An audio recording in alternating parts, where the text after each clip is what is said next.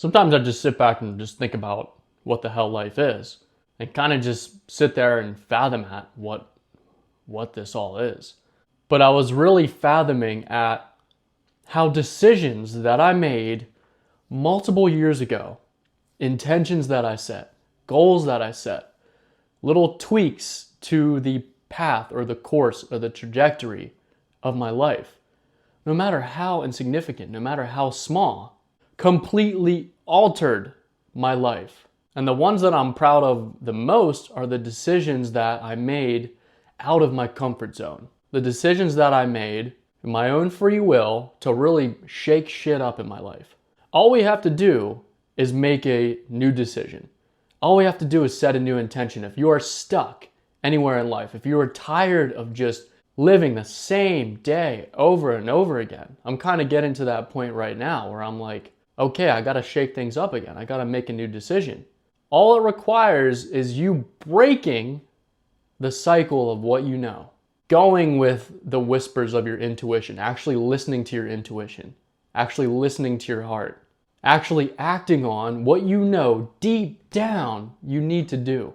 You are one decision away from creating an entirely new life. That's it. And I think sometimes we get overwhelmed when we have these goals, we have these desires, we have a vision for where we want our future to go.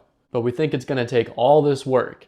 We think it's going to require drastic change. And what I found is that making little tweaks, making little new decisions over time are going to add up. And really you have to let time run its course. Because the little seeds that you're planting now are going to snowball, are going to build into something bigger in the future, in 1 year, 2 years, 5 years. Those little seeds that I planted that long ago are being sown right now.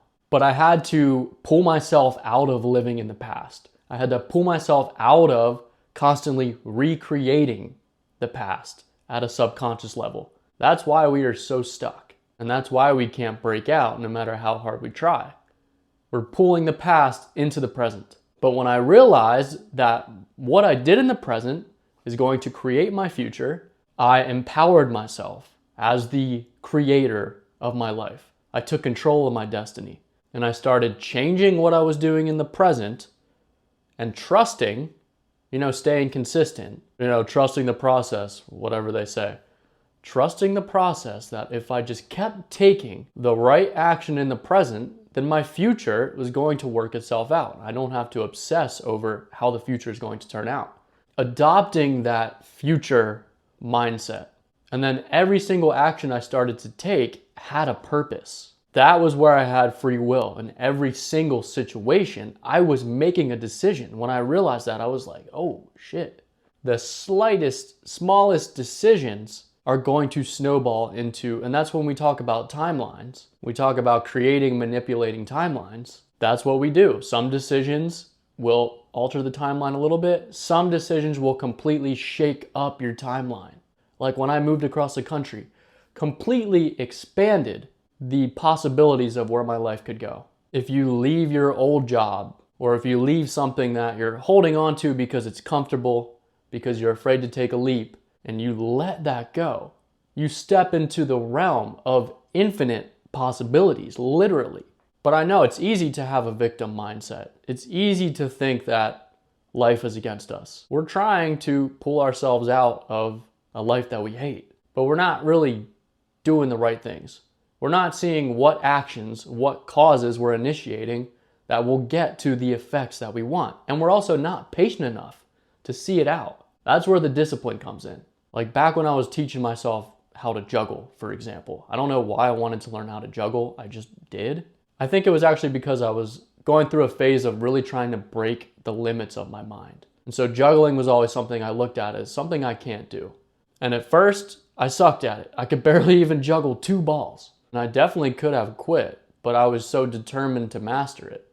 I didn't give up, and now I can juggle with ease. Just you can apply that to anything that you want to do.